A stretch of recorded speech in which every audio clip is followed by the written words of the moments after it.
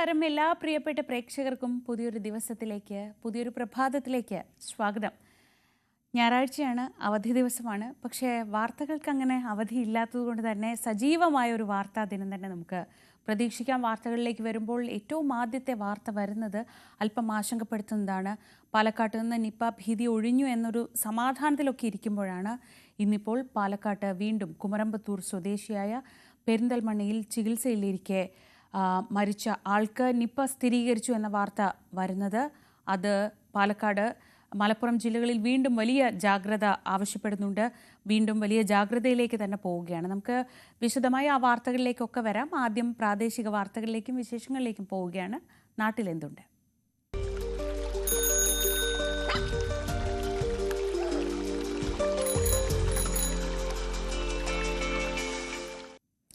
ഷിരൂർ ദുരന്തത്തിൽ ജീവൻ നഷ്ടമായ അർജുൻ നമ്മൾ മലയാളികൾക്കൊക്കെ എന്നും ഒരു നോവാണ്. അർജുൻ്റെ പേരിനൊപ്പം അന്ന് ഏറെ കൂട്ടി വായിക്കപ്പെടുകയും വിവാദത്തിൽപ്പെടുകയും ഒക്കെ ചെയ്തൊരു പേരാണ് കോഴിക്കോട് സ്വദേശി മനാഫിൻ്റേത്. സഹോദരതുല്യം സ്നേഹിച്ചവൻ്റെ വേർപാടിൻ്റെ ഓർമ്മയിൽ നെഞ്ചുപിടയുന്നുണ്ട് ഇപ്പോഴും മനാഫിന്. ഒരു മനുഷ്യജീവൻ മണ്ണിൽ പുതഞ്ഞുപോയ ആ ദിവസങ്ങൾ ഓർത്തെടുക്കുമ്പോൾ ഇപ്പോഴും അദ്ദേഹത്തിൻ്റെ കണ്ണ് നിറയുന്നു. അർജുൻ ഓർമ്മയായിട്ട് 1 വർഷമാവുമ്പോൾ ഗംഗാവലി പുഴയുടെ തീരത്തേക്ക് ഒരിക്കൽ കൂടി എത്തുകയാണ് മനാഫ്. ഷിരൂർ ദുരന്തത്തിന് 1 വയസ്സാകുന്നു. സമാനതകളില്ലാത്ത രക്ഷാപ്രവർത്തനമാണ് അന്ന് നടന്നത്. ഒരുപാട് ആളുകളുടെ പ്രയത്നം ഇതിനു പിന്നിലുണ്ട്. അത് എടുത്തു പറയേണ്ടത് KC വേണുഗോപാലാണ്. അതുപോലെ തന്നെ കർണാടക സർക്കാരാണ്. ഒപ്പം ഒരുപാട് കേരളത്തിലെ രാഷ്ട്രീയ പാർട്ടി നേതാക്കളും. എന്തായാലും അർജുൻ്റെ കുടുംബവും ഇവിടെ തങ്ങി നിന്ന് ഇത്തരത്തിലുള്ള രക്ഷാപ്രവർത്തനത്തിന് നേതൃത്വം നൽകി. ഏതായാലും നമ്മോടൊപ്പം ഇതിലേറ്റവും മുഖ്യ പങ്ക് വഹിച്ച ഒരാളുണ്ട്. അത് മറ്റാരുമല്ല, മനാഫാണ്. ഇന്നിപ്പോൾ ഇവിടെ ഉള്ളത് നല്ലൊരു തെളിഞ്ഞ കാലാവസ്ഥയാണ്. അന്ന് നമ്മളെല്ലാവരും ഇവിടെ വരുന്ന സമയത്ത് ഭയങ്കര ഭീകരമായ ഒരു കാലാവസ്ഥയായിരുന്നു. തുടക്കത്തിൽ നമ്മൾ ആരും ഇല്ലേനു കൂടെ. ഒരു എന്താ പറയുക, ഒറ്റപ്പെട്ട ഒരു ഇത്, നമ്മൾ ലോറി ഇവിടെ ഇല്ലയെന്നും നമ്മളൊരു എന്താ പറയുക, ഒരു തിരസ്കരിക്കുന്ന ഒരു മനോഭാവമായിരുന്നു ഇവിടുത്തെ പോലീസിനും ഇവിടുത്തെ ജില്ലാ ഭരണകൂടത്തിനുമൊക്കെ. പിന്നീട് പോകെ കേരളത്തിലെ ജനങ്ങൾ ഇത് ഏറ്റെടുക്കുകയും ജനങ്ങളുടെ എല്ലാ സപ്പോർട്ടും ഉണ്ടായത് കാരണം ചാനലുകളെല്ലാം എത്തുകയും ചാനലും മറ്റുള്ള എല്ലാം ആയപ്പം എന്തായി പറഞ്ഞാൽ ഇവിടുന്ന് ഒരു ഐതിഹാസിക ഒരു പോരാട്ടം തുടങ്ങുകയും ചെയ്തത്. ഇവിടെ നിൽക്കുമ്പം മനസ്സിന് വല്ലാത്തൊരു വിഷമമുള്ള ഒരു സമയമാണിത്. 1 കൊല്ലമായി എന്ന് പറയുമ്പോൾ എത്ര പെട്ടെന്നാണ് 1 കൊല്ലമായത് എന്നുള്ള ആലോചിക്കുകയാണ്. ഇന്നേ വരെ സ്വതന്ത്ര ഇന്ത്യ കണ്ട ഏറ്റവും വലിയ ഒരു മനുഷ്യനും വേണ്ടിയിട്ടുള്ള തെരച്ചിൽ ഈ ഒരു ഭൂമിയിലാണ് നടന്നത്. അതൊരു നിശ്ചയദാർഢ്യത്തിൻ്റെ ഫലമാണ്. മലയാളികളുടെ ഒറ്റക്കെട്ടായതിൻ്റെ ഫലമാണ്. മലയാളികൾ ഒരു കാര്യത്തിന് ഇറങ്ങി പുറപ്പെട്ടാൽ അതിൻ്റെ ഒരു റിസൾട്ടാണ് അർജുനെ കിട്ടിയത്. ഒരുപാട് അടിയും ഒരുപാട് പരിഹാസങ്ങളും ഒരുപാട് വിഷമമുണ്ടായ ഒരു ഭൂമിയിലാണ് ഇപ്പം ഇവിടെ നിൽക്കുന്നത്. ആ ഒരു സന്ദർഭത്തിൽ ഇപ്പം ഇങ്ങനെ ഓരോന്ന് മനസ്സിലിങ്ങനെ മിന്നി മാഞ്ഞ് വരികയാണ്. ഇവിടെ ഉള്ള ഓരോ ഘട്ടത്തിലും നമ്മളെ തെരച്ചിലിങ്ങനെ നിൽക്കുമ്പോൾ പിന്നെ രണ്ടാമത് ഇത് തെരച്ചിൽ തുടരണം എന്നുള്ളത് ഒരു മനുഷ്യന് കഴിയാവുന്നതിൻ്റെ പരമാവധി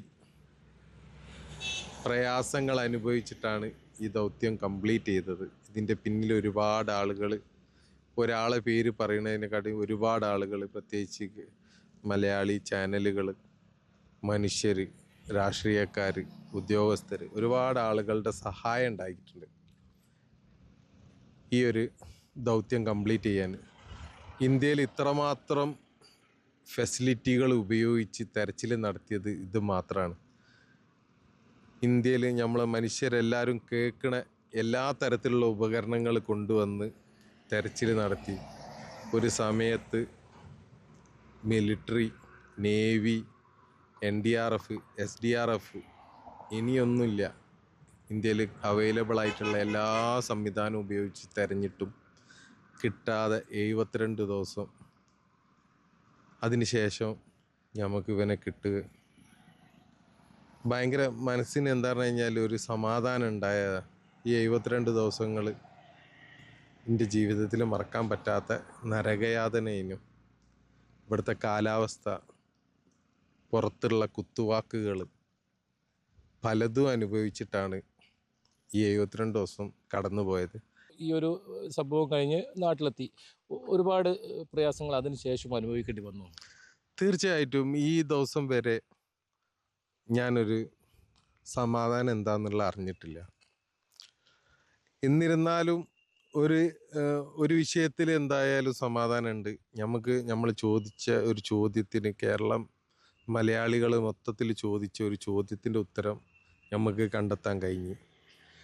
ഇപ്പോഴും പല കേസുകളും പല തരത്തിലുള്ള പ്രയാസങ്ങളും ഞാൻ അനുഭവിച്ചു കൊണ്ടിരിക്കുകയാണ്. എന്നിരുന്നാലും ജീവിതം ഇങ്ങനെ മുന്നോട്ട് പോകുന്നുണ്ട് ഈ വിഷയത്തിൽ. മറ്റൊരു കാര്യം, ഈ തുടക്കം മുതലേ നമ്മളിവിടെ ഉണ്ടായി വരുന്ന ഒരാളാണ് ഞാൻ, അതുകൊണ്ട് ചോദിക്കുന്നതാണ്. അർജുനെ കണ്ടെത്താൻ സാധിക്കും, ലോറി കണ്ടെത്താൻ സാധിക്കും എന്ന് പറഞ്ഞ ഒരേ ഒരു വ്യക്തിയാണ് മനാഫ്. അത് വലിയൊരു ഉറപ്പായിരുന്നു. അത് ഏറ്റവും ഒടുവിലാണ് അത് സാധിക്കുകയും ചെയ്തു. അതെങ്ങനെയാണ് ആ തുടക്കം മുതൽ തന്നെ അങ്ങനെ ഒരു വിശ്വാസം മനാഫിനുണ്ടായത്? അതിപ്പോഴും എനിക്കറിയില്ല എന്താണെന്നുള്ളത്. എൻ്റെ ഉള്ളിൽ ആരോ എന്നോട്, ഞാൻ ഈ ലോറി പൊന്തിക്കുന്ന സമയത്ത്, ഇത് പുറത്തേക്ക് വരുന്ന ആ സമയത്ത് തന്നെ എൻ്റെ ഒരു മനസ്സിൻ്റെ ഉള്ളിലുള്ള ഒരു കോൺഫിഡൻ്റ് ആണ് അർജുൻ അതിൻ്റെ ഉള്ളിൽ ഉണ്ടാവും എന്നുള്ളത്. ഞാൻ ആ ലോറി നോക്കാതെ തിരിഞ്ഞു നിന്ന് പറഞ്ഞ ആളാണ്, അതിൻ്റെ ഉള്ളിൽ അർജുനുണ്ട്, നോക്കിക്കാളിന്ന്. എന്നിട്ട് പോലും ഈ ഡഡ്ജറിൻ്റെ മുതലാളി അതിൻ്റെ ഉള്ളിൽ പരിശോധിച്ചിട്ട് പറഞ്ഞ് അർജുനില്ലാന്ന്. അപ്പോഴും ഞാൻ ആ ഉച്ചത്തിൽ അദ്ദേഹത്തോട് പറഞ്ഞതാണ്, ശരിക്കും ഒന്ന് തപ്പി, അതിൻ്റെ ഉള്ളിൽ അർജുനുണ്ടാവും. അതേമാതിരി തന്നെ സംഭവിച്ച്. ഞാൻ അത് ആരും എന്നെക്കൊണ്ട് പറയിപ്പിച്ചെന്നുള്ള അറിയില്ല.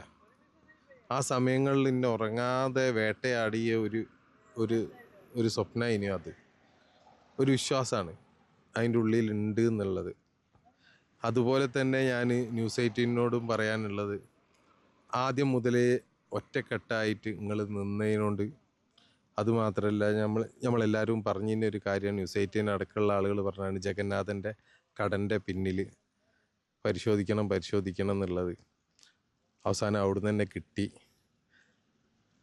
കേരളത്തിലെ ചാനലുകളായ എല്ലാ ചാനലിനോടും എനിക്ക് അത്രയും കടപ്പാടുണ്ട്. കാരണം എന്ന് പറഞ്ഞു കഴിഞ്ഞാൽ ഇവിടുത്തെ കാലാവസ്ഥ, ഇപ്പം ബൈജേട്ടനായാലും ഇവിടെ ആ ദിവസങ്ങളിലൊക്കെ വളരെ മോശപ്പെട്ട ഒരു കാലാവസ്ഥയിൽ മഴ, വെയിൽ, ഈ മഴകളൊക്കെ കൊണ്ടിട്ട് സുഖമില്ലാതായിട്ട് പോലും നിങ്ങൾ ചാനലുകാരെല്ലാവരും ഒറ്റക്കെട്ടായിട്ട് നിന്ന്, അതൊരു എന്താ പറയുക, മലയാളത്തിൽ ഇന്ന് വരെ കേരളത്തിൽ കണ്ട ഏറ്റവും വലിയ ഒരു ഐതിഹാസിക ഒരു പോരാട്ടം തന്നെയും. ഞാൻ ഒരാൾ പോരാടിയെന്നല്ല, നമ്മൾ മൊത്തം കേരളം മൊത്തം നിന്ന് ഒരാൾക്കും വേണ്ടി പോരാടിയത്. തുടക്കത്തിൽ ഉണ്ടായ ഒരു ആക്ഷേപം, അത് മനാഫിന് വേണ്ടത് അർജുനല്ല ലോറിയാണ്. എന്താണ് ആ ലോറിയുടെ ഒരു അവസ്ഥ ഇപ്പോൾ?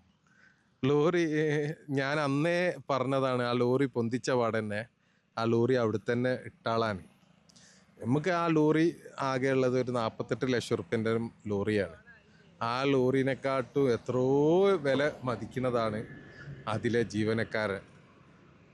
അദ്ദേഹമാണ് ഏറ്റവും വലുത്. അതിന് ഇതൊരു ഘട്ടത്തിൽ ശിരൂര് ദൗത്യം ഡഡ്ജറിന് 1 കോടി റുപ്യ ചിലവാകുന്നു കർണാടക ഗവൺമെൻറ് മന്ത്രിസഭാ യോഗം കൂടിയിട്ട് 1 കോടി റുപ്യ അനുവദിക്കാനാവൂല എന്ന് പറഞ്ഞ ഘട്ടത്തിൽ ഞാൻ എൻ്റെ സ്വന്തം വീട് പോലും വിറ്റിട്ട് 1 കോടി റുപ്യ കൊണ്ടുവരാമെന്ന് പറഞ്ഞതാണ്. അപ്പോൾ അത്രയും എന്താ പറഞ്ഞു കഴിഞ്ഞാൽ, അപ്പോൾ ജനങ്ങൾക്ക് പിന്നീടുള്ള ചില ആളുകൾക്ക് 1 കോടി റുപ്യേനേക്കാളും വില മതിക്കുന്ന എന്തോ ഒന്ന് ഇതിലുണ്ട് എന്നുള്ളതായി. ഞാൻ വിചാരിച്ചു അതോട് കൂടിയിട്ട് ആ ആരോപണങ്ങളൊക്കെ നിൽക്കുന്നു. പിന്നീട് 1 കോടിനേക്കാളും വില മതിക്കുന്ന എന്തോ ഉണ്ട് എന്നുള്ളതായി. പക്ഷേ എന്താ പറഞ്ഞു കഴിഞ്ഞാൽ, മനുഷ്യ ജീവന് 1000 കോടിനേക്കാളും വില മതിക്കും എന്നുള്ളത് ഇപ്പോഴും ചില ആളുകൾക്ക് മനസ്സിലായിട്ടില്ല. നമ്മൾക്കിപ്പോൾ ആ ലോറി നമ്മളെ കയ്യിൽ ഇപ്പോൾ ഇവിടെ നിന്ന് എടുത്ത് ഇവിടെ ഒരുപാട് കാലം ഇവിടെ കിടന്ന് ഈ റോഡ് തടസ്സപ്പെടുത്തി, അതിൻ്റെ പേരിലും കേസിൻ്റെ പേരിലുണ്ട്. ഇപ്പോൾ ആ ലോറി കൊണ്ടുപോയിട്ട് ഒരു വർക്ക്ഷോപ്പ് കൊണ്ടുപോയിട്ടിട്ടുണ്ട്. അതൊരു ഓർമ്മയാണ്. അത് കുറച്ച് കാലം കഴിയുമ്പോൾ നമ്മൾ നന്നാക്കിയിട്ട് അതേമാതിരി തന്നെ ആക്കിയിട്ട് ഇനി തിരിച്ച് ഇറക്കണം. അതിന് എന്താ പറയുക, പുതിയ ലോറി വാങ്ങണേക്കാട്ടും ചിലവുണ്ടാവും. എന്നാലും കുഴപ്പമില്ല. കാരണം എന്ന് പറഞ്ഞു കഴിഞ്ഞാൽ അതൊരു ഓർമ്മകൾ ആണ് ആ ലോറി. അത് ഒരുപാട് കാലം ഇനിയും ഈ റോഡുകളിലൂടെ ഓടണം. ഇപ്പോൾ ഈ ഗംഗാവലി പുഴയുടെ തീരത്താണുള്ളത്, അർജുനെയും ലോറിയും ലഭിച്ച ആ സ്ഥലത്താണുള്ളത്. ഏറ്റവും അവസാനമായി വൈകാരികമായി തോന്നുന്ന ഒരു ബന്ധം എന്താണ് പറയാനുള്ളത്? എൻ്റെ മരണം വരെ ഈ ഗംഗാവലിപ്പുഴയും ഞാനും തമ്മിലുള്ള ഒരു ബന്ധമുണ്ട്.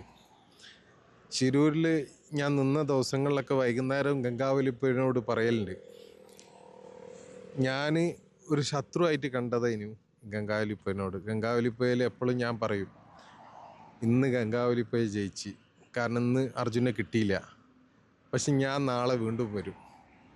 അങ്ങനെയുള്ളൊരു പോരാട്ടേന്. ഒരു ദിവസം ഗംഗാവലിപ്പുഴയോട് ഞാൻ പറഞ്ഞു, ഇന്നത്തോടു കൂടി അർജുനെ കിട്ടി, നമ്മൾ ജയിച്ച്.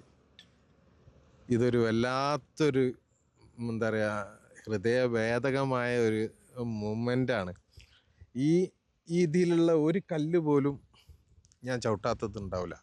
ഇതെന്താ പറഞ്ഞു കഴിഞ്ഞാൽ ചില അപകടങ്ങൾ ഒരുപാട് ആളുകളുടെ ജീവിതം മാറ്റിമറിക്കപ്പെടും. അർജുൻ്റെ വീട്ടുകാർക്ക് ഒരു എന്താ പറയുക, മകനെ നഷ്ടപ്പെട്ട്, അതൊന്നും നമുക്ക് എത്ര പണം കൊടുത്താലും തിരിച്ച് അവർക്ക് കൊണ്ടു കൊടുക്കാൻ കഴിയൂല. അതുപോലെ തന്നെ അതിനോടനുബന്ധിച്ച് നമ്മളെ ജീവിതവും താറുമാറായി. ഇതൊക്കെ എന്ന് പറഞ്ഞു കഴിഞ്ഞാൽ എന്താ പറഞ്ഞു കഴിഞ്ഞാൽ അനാസ്ഥ മൂലമാണ്. ആരോ ചെയ്ത തെറ്റിനാണ് ഇപ്പം ഈ ഇങ്ങനെ അനുഭവിക്കുന്നത്. നിരന്തരം ഇതിനെ പറ്റിയിട്ട് സംസാരിക്കേണ്ടതുണ്ട്. ഇത്തരത്തിലുള്ള എന്താ പറയുക, അശാസ്ത്രീയപരമായ റോഡ് നിർമ്മാണം നമ്മളെ എന്താ പറഞ്ഞു കഴിഞ്ഞാൽ ഒരുപാട് ആളുകളുടെ ജീവിതം കുട്ടിച്ചോറാക്കും. അതൊക്കെ തന്നെ എനിക്ക് പറയാനുള്ളത്. എന്തായാലും മനാഫ് സൂചിപ്പിച്ചതുപോലെ തന്നെ ആരുടെയൊക്കെയോ അനാസ്ഥ കൊണ്ട് ഒരുപാട് പേരുടെ ജീവൻ നഷ്ടപ്പെടുന്ന ഒരു സാഹചര്യമാണ് ഉണ്ടായത്. അതായത് 11 പേരാണ് ഈ ദുരന്തത്തിൽ മരിച്ചത്. ഇനിയും ഇതുവഴി അപകടം പതിയിരിക്കുന്നുണ്ട്. ഏതായാലും മനാഫിനെ സംബന്ധിച്ചിടത്തോളം വലിയ ഓർമ്മകളാണ് ആ സമയത്ത് ഉള്ളത്.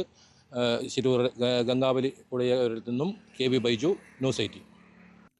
കായംകുളം നഗരസഭാ പരിധിയിലെ 2 ആശുപത്രികൾ സ്വന്തം കെട്ടിടത്തിന്റെ പോരായ്മയെ തുടർന്ന് പ്രവർത്തനം മാറ്റിയതോടെ വാടക ഇനത്തിൽ നഗരസഭയ്ക്ക് വരുന്നത് ലക്ഷങ്ങളുടെ നഷ്ടമാണ്. 30 സെന്റ് സ്ഥലം സ്വന്തമായുള്ള ഹോമിയോ ആശുപത്രി പരിസരം വെള്ളക്കെട്ടായതോടെയാണ് വാടക കെട്ടിടത്തിലേക്ക് മാറ്റേണ്ടി വന്നത്. കൊറ്റൻകുളങ്ങരയിൽ 100 കണക്കിന് രോഗികൾക്ക് ആശ്രയമായിരുന്ന ആയുർവേദ ആശുപത്രി ദേശീയപാത നിർമ്മാണത്തിന്റെ ഭാഗമായി പ്രവർത്തനം മാറ്റിയിട്ട് 2 വർഷത്തിലേറെയായി. ഹോമിയോ ആശുപത്രി OP യൂണിറ്റ് 1 വർഷം മുൻപ് വാടക കെട്ടിടത്തിലേക്ക് മാറ്റിയിരുന്നു. ഇപ്പോൾ IP വിഭാഗവും ഇതേ കെട്ടിടത്തിലേക്ക് മാറ്റി. നാട്ടുകാർ പണം സമാഹരിച്ചാണ് വർഷങ്ങൾക്ക് മുൻപ് ആശുപത്രിക്ക് സ്ഥലം വാങ്ങിയത്. OP വിഭാഗം കെട്ടിട നിർമ്മാണത്തിന് MLA ആയിരുന്ന MM ഹസൻ പ്രാദേശിക വികസന ഫണ്ടിൽ നിന്നും 25 ലക്ഷം രൂപയും IP കെട്ടിട നിർമ്മാണത്തിന് MP ആയിരുന്ന വയലാർ രവി 20 ലക്ഷം രൂപയും അനുവദിച്ചിരുന്നു. നഗരസഭ മെയിന്റനൻസ് ഗ്രാന്റ് പ്രകാരമുള്ള തുക ചെലവഴിക്കുന്നതിൽ വരുത്തിയ വീഴ്ചയാണ് ആശുപത്രി പരിസരം വെള്ളക്കെട്ടിലാകാൻ കാരണമെന്ന് ആക്ഷേപവുമുണ്ട്. കൊറ്റംകുളങ്ങരയിലെ ആയുർവേദ ആശുപത്രി ഇപ്പോഴത്തെ കെട്ടിടത്തിൽ പ്രവർത്തിപ്പിക്കാനാകുമോ എന്ന ആശങ്കയും ഉയരുന്നുണ്ട്. പുനരുദ്ധരിക്കാൻ ശ്രമിക്കുന്ന കെട്ടിടത്തിന്റെ മുകളിലൂടെ 11 kV വൈദ്യുതി ലൈൻ പോകുന്നുണ്ട്. അതിനാൽ മുകളിലത്തെ നിലയുടെ മേൽക്കൂര കോൺക്രീറ്റ് ചെയ്യാൻ കഴിയാത്ത സാഹചര്യവുമുണ്ട്. ഈ ആശങ്കകൾക്കിടയിലും നഗരസഭ 30 ലക്ഷത്തിലേറെ രൂപയാണ് ആശുപത്രി കെട്ടിടം പുനരുദ്ധരിക്കാനായി ചെലവഴിക്കുന്നത്. News 18 Kayamkulam. Kattappana KSRTC junction Vettikuzhi കവല റോഡിൽ വാഹനയാത്രക്കാർക്ക് അപകടക്കെണിയായി റോഡരികിലെ കലുങ്ക്. ഇതുവഴി പോകുന്ന വാഹനങ്ങൾ പലതും അപകടത്തിൽ സ്ഥിരമായി പെടുന്നുവെന്നാണ് പരാതി. മുനിസിപ്പാലിറ്റിയും പൊതുമരാമത്ത് വകുപ്പും ഇടപെട്ട് അടിയന്തരമായ പരിഹാര നടപടികൾ സ്വീകരിക്കണമെന്നാണ് നാട്ടുകാരുടെ ആവശ്യം. കട്ടപ്പന വെള്ളിയാംകുടി KSRTC ജംഗ്ഷനിൽ നിന്നും വെട്ടിക്കുഴി കവലയ്ക്ക് സമീപത്തെ റോഡിലാണ് കലുങ്ക് അപകട ഭീഷണിയായി മാറിയത്. ഈ കലുങ്കിന് സമീപം സ്വകാര്യ വ്യക്തിയുടെ വീടിന്റെ സംരക്ഷണ ഭിത്തിയുമുണ്ട്. ഇതിന് രണ്ടിനും ഇടയിലായി 2 അടി വീതിയിലും 6 അടി താഴ്ചയിലുമുള്ള വലിയൊരു ഗർത്തവുമുണ്ട്. ഇതിന് സമീപം കാടുകയറി നിൽക്കുന്നതിനാൽ പലപ്പോഴും വാഹനമോടിക്കുന്നവർക്ക് റോഡ് വക്കിലെ കുഴി കാണാൻ കഴിയാറില്ല എന്നതാണ് അപകടത്തിന് ഇടയാക്കുന്നത്. ഇതുപോലെ കെട്ടുണ്ടായിരുന്നു, ഇപ്പോൾ കെട്ടില്ലാത്തതുകൊണ്ട് വരുന്നു. ഇന്നാളും 2 പ്രാവശ്യം സ്കൂട്ടുകാരൻ താഴെ പോയി. ഇതിപ്പം 3ാമത് പ്രാവശ്യം ഇത് കെട്ടില്ലാത്തത് തന്നെ. സൈഡ് കെട്ട് ഈ വളവും 4 സ്പീഡ് വരുമ്പോഴാണ് വളവ് തിരിയാതെ വരുന്നത്. കഴിഞ്ഞ ദിവസം ബൈക്ക് കുഴിയിൽ വീണ് ഒരാൾക്ക് പരുക്കേറ്റു. ബൈക്ക് പൂർണ്ണമായും നശിച്ചു. ഈ ഭാഗത്ത് റോഡിന് വീതി കുറവാണ്. 2 വളവുകൾ ചേർന്നുള്ള ഭാഗമായതിനാൽ വാഹനങ്ങൾ അടുത്തെത്തുമ്പോൾ മാത്രമാണ് ഡ്രൈവർമാർക്ക് കാണാൻ സാധിക്കുക. പൊതുമരാമത്ത് വകുപ്പും മുനിസിപ്പാലിറ്റിയും ഇടപെട്ട് റോഡിന്റെ അപകടാവസ്ഥ ഒഴിവാക്കണമെന്നാണ് നാട്ടുകാരുടെ ആവശ്യം. ന്യൂസ് 18 ഇടുക്കി.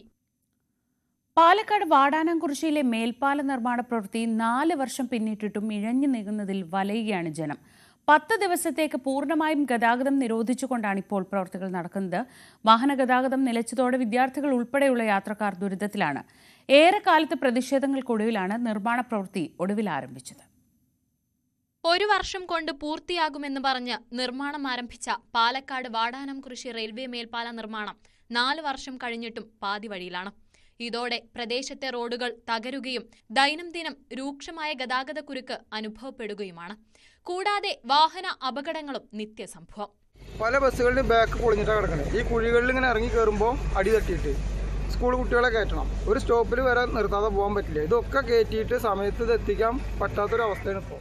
ഏറെക്കാലത്തെ സമരത്തിനൊടുവിലാണ് പ്രവൃത്തികൾ ആരംഭിച്ചത്. പ്രധാന പാതയിൽ മന്ദഗതിയിലാണ് ജോലികൾ നടക്കുന്നത്.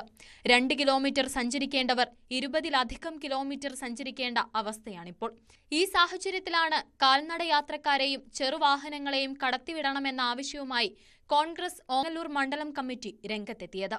സർവീസ് റോഡിന്റെ നിർമ്മാണത്തിനായി 10 ദിവസം പാത പൂർണ്ണമായും അടച്ചാണ് പ്രവൃത്തികൾ നടപ്പാക്കുന്നത്. നവീകരണത്തിനനുബന്ധിച്ചിട്ട് വിദ്യാർത്ഥികളും വയസ്സായവരൊക്കെ ഭയങ്കരമായിട്ട് ബുദ്ധിമുട്ടുണ്ട്. എത്രയും പെട്ടെന്ന് റോഡ് പൂർത്തീകരിച്ച് കഴിഞ്ഞാൽ എല്ലാവർക്കും ഭയങ്കര സൗകര്യമാകും.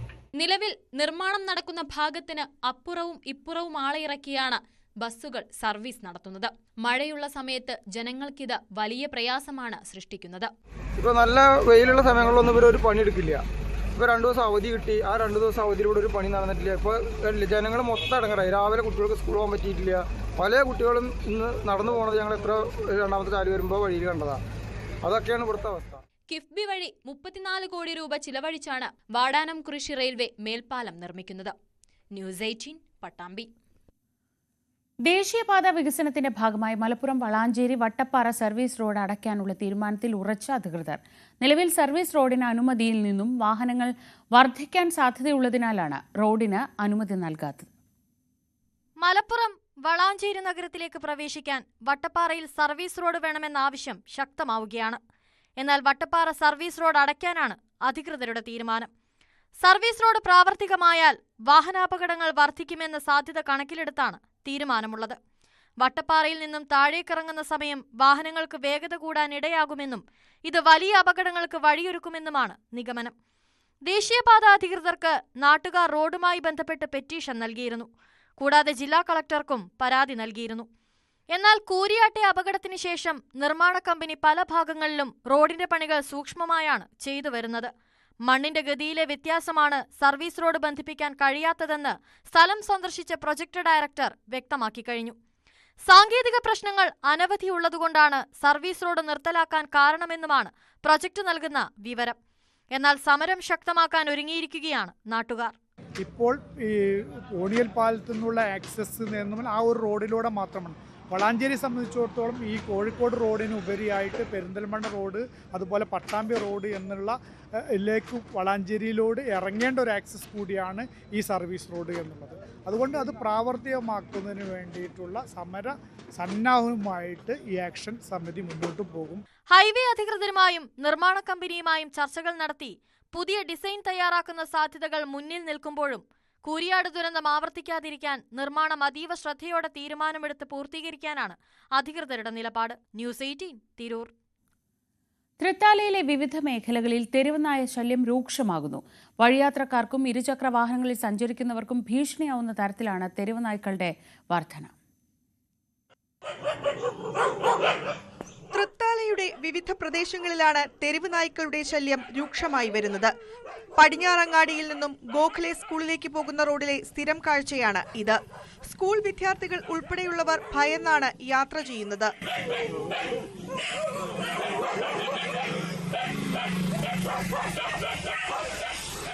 വളർത്തുനായ്ക്കളെയും മറ്റു മൃഗങ്ങളെയും തെരുവുനായ ആക്രമിക്കുന്നതും പതിവാണെന്നാണ് പരാതി ഉയരുന്നത്. തെരുവുനായ്ക്കൾ ശല്യമായി മാറിയതോടെ പ്രഭാത സവാരിക്ക് ഇറങ്ങാനും ആളുകൾ മടിക്കുകയാണ്. ഇരുചക്ര വാഹനങ്ങളുടെ മുന്നിൽ നായ്ക്കൾ ചാടി അപകടവും നിത്യസംഭവമാണ്. അലക്ഷ്യമായുള്ള മാലിന്യം തള്ളൽ തെരുവുനായ ശല്യം രൂക്ഷമാക്കുന്നുണ്ട്. ABC പ്രോഗ്രാം കാര്യക്ഷമമായി നടപ്പാക്കുക എന്നതാണ് പോംവഴിയെന്നിരിക്കെ അധികൃതർ നടപടി സ്വീകരിക്കുന്നില്ലെന്നാണ് പരാതി. ന്യൂസ് 18 പട്ടാമ്പി.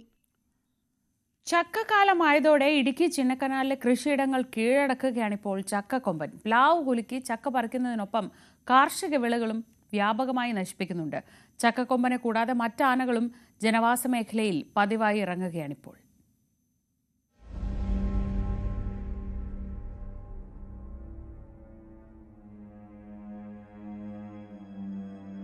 ചക്കയോടുള്ള കമ്പമാണ് ചക്കക്കൊമ്പൻ എന്ന പേരിന് തന്നെ കാരണം. ചക്കക്കാലമായാൽ ഒറ്റയാൻ ജനവാസ മേഖലയിൽ സജീവമാണ്. കഴിഞ്ഞ ദിവസം രാത്രിയിൽ കോഴിപ്പന്നക്കുടി സ്വദേശിയായ രാജാറാമിന്റെ കൃഷിയിടത്തിലെത്തിയ ആന കൃഷിയിടത്തിലെ പ്ലാവിൽ നിന്നും ചക്ക പറിക്കുവാൻ ശ്രമിക്കുന്നതിന്റെ ദൃശ്യങ്ങളും പുറത്തുവന്നു. വളർത്തുനായ കുരച്ചു ചാടിയെങ്കിലും കൊമ്പൻ പിൻവാങ്ങിയില്ല.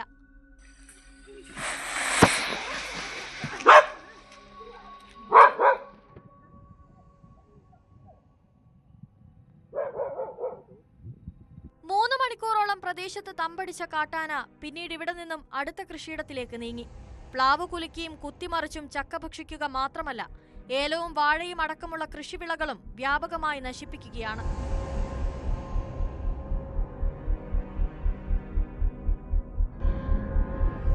കഴിഞ്ഞ ഏതാനും ആഴ്ചകൾക്കുള്ളിൽ ഏക്കർ കണക്കിന് കൃഷിയാണ് ചക്കക്കൊമ്പൻ മാത്രം നശിപ്പിച്ചത്. ഇതുകൂടാതെ മറ്റ് കാട്ടാനക്കൂട്ടങ്ങളും സിംഗകണ്ഠം, BL റാവു മേഖലകളിൽ വ്യാപകമായി ഏലം കൃഷി നശിപ്പിച്ചിട്ടുണ്ട്. എപ്പോഴും നോക്കിയാലും രാത്രി നേരത്തിൽ ഒരു 10 മണിയാകുമ്പോൾ കറണ്ട് ഊരിക്കളയുക. വെളുപ്പിന് ഒരു 3-4 മണിക്കാണ് കറണ്ട് പിന്നെയും വരുന്നത്, ഇല്ലെങ്കിൽ 6 മണിക്ക് വരുന്നുള്ളൂ. അപ്പോൾ ഈ രാത്രി നേരത്തിൽ നമ്മൾ എന്ത് ചെയ്യാൻ പറ്റും? ഒരു ചെയ്യാനും പറ്റത്തില്ല. ഇതേ ഒരു ട്യൂബ് ലൈറ്റ് ഇട്ടേക്കുക, ഇത് അന്ന് കിടക്കുക, ഇത് ഒരു വണ്ടി പൊട്ടിച്ചിട്ടതാണ് കണേശമ്പി കിടക്കുക. അതുപോലും നോക്കാനായിട്ട് പറഞ്ഞിട്ട് കംപ്ലൈൻറ്റ് കൊടുത്തിട്ട് നോക്കാനായിട്ട് ആളില്ല. പിന്നെ എന്ത് ചെയ്യാനാ? ചിന്നക്കനൽ വാസികൾക്ക് ரொம்ப ബുദ്ധിമുട്ടാണ് ജീവിക്കാനായിട്ട്. കൈവശ ഭൂമിക്ക് പട്ടയമില്ലാത്തതിനാൽ പല കർഷകർക്കും നഷ്ടപരിഹാരവും കിട്ടുന്നില്ല. പ്ലാവുകൾ വെട്ടിനീക്കുന്നതിന് കർഷകർ തയ്യാറാണെങ്കിലും കൈവശ ഭൂമിയിലെ മരം മുറിക്കുന്നതിനും അനുമതിയില്ല. അതേസമയം RRT സംഘത്തിന്റെ പ്രവർത്തനം കാര്യക്ഷമമല്ലെന്നും കർഷകർ ആരോപിക്കുന്നു. ന്യൂസ് 18 ഇടുക്കി. ഓണത്തിന് ഇനി എത്ര ദിവസമുണ്ട്? നമുക്കൊക്കെ പെട്ടെന്ന് ഒരു കണക്കൊക്കെ ചോദിച്ചാൽ ബുദ്ധിമുട്ടാവും. പക്ഷേ ഓണം വരുന്നു, ഓണവിപണി വരുന്നു എന്നൊക്കെ പ്രതീക്ഷ അർപ്പിച്ച് ചെണ്ടുമല്ലി തൈകൾ നട്ട വാർത്തയാണ് അടുത്തത്. അനുകൂല കാലാവസ്ഥയിൽ വണ്ടൂർ സർവീസ് സഹകരണ ബാങ്കും കൃഷിഭവനും സംയുക്തമായാണ് പാട്ടത്തിനെടുത്ത 2 ഏക്കറിൽ കൃഷി ഇറക്കിയത്. ഓണവിപണിയിൽ പ്രതീക്ഷയർപ്പിച്ച് ചെണ്ടുമല്ലി തൈകൾ നട്ടിരിക്കുകയാണ് വണ്ടൂർ സർവീസ് സഹകരണ ബാങ്കും കൃഷിഭവനും. അനുകൂല കാലാവസ്ഥയിൽ സംയുക്തമായാണ് അംബേദ്കർ കോളേജിന് സമീപത്തായി ബാങ്ക് പാട്ടത്തിനെടുത്ത 2 ഏക്കറിൽ കൃഷിയിറക്കിയത്. തൈ നടീലിന്റെ ഉദ്ഘാടനം കൃഷി ഓഫീസർ T. ഉമ്മർ കോയ ഉദ്ഘാടനം ചെയ്തു. വണ്ടൂർ കുടുംബശ്രീയുമായി ചേർന്നുകൊണ്ട് 3 ഹെക്ടർ സ്ഥലത്ത് വണ്ടൂർ പഞ്ചായത്തിൻ്റെ പല സ്ഥലങ്ങളിലായിട്ട് നമ്മളൊരു 50,000-ഓളം ചെണ്ടുമല്ലി കൃഷി ചെയ്തിട്ടുണ്ട്. ഇതും കൂടെ ഇവിടെ ഒരു 20,000-ഓളം ചെണ്ടുമല്ലിയാണ് ഇവിടെ കൃഷി ചെയ്യുന്നത്. പലതരത്തിലുള്ള ചെണ്ടുമല്ലി കൃഷിയാണ് ഇവിടെ നടത്തിക്കൊണ്ടിരിക്കുന്നത്. കൃഷി വകുപ്പിൻ്റെ എല്ലാ പിന്തുണയും ഇതിനുണ്ട്. ഈ ഒരു ഉദ്യമം തൊഴിലുറപ്പ് തൊഴിലാളികളുടെ ഒരു ആത്മാർത്ഥമായ സഹകരണം, പേരിനുള്ള ഒരു തൊഴിലിന് അപ്പുറത്ത് രാവിലെ 8 മണിക്ക് എത്തിക്കൊണ്ട് വൈകുന്നേരം 5 മണി മുതൽ 6 മണി വരെയും ജോലി ചെയ്തിട്ട് ഒഴിവുവേളകൾ അവരുടെ ചായയും ചോറും ഒക്കെ തിന്നുന്ന സമയം വളരെ കുറച്ചുകൊണ്ട് മുഴുവൻ സമയത്തും അവരുടേതായ ഒരു കൃഷിയായിട്ടാണ് അവർ ഈ കൃഷി സ്ഥലത്തെ കാണുന്നത്. കയർ പിടിച്ചൊക്കെ നട്ട് വളരെ ഭംഗിയായ രീതിയിലാണ് അവരിവിടെ പ്ലാൻ ചെയ്ത് കൊണ്ടിരിക്കുന്നത്. വെള്ളയും മഞ്ഞയും ഗോൾഡും നിറത്തിലുള്ള ഹൈബ്രിഡ് വിത്തുകളാണ് കൃഷിക്ക് ഉപയോഗിക്കുന്നത്.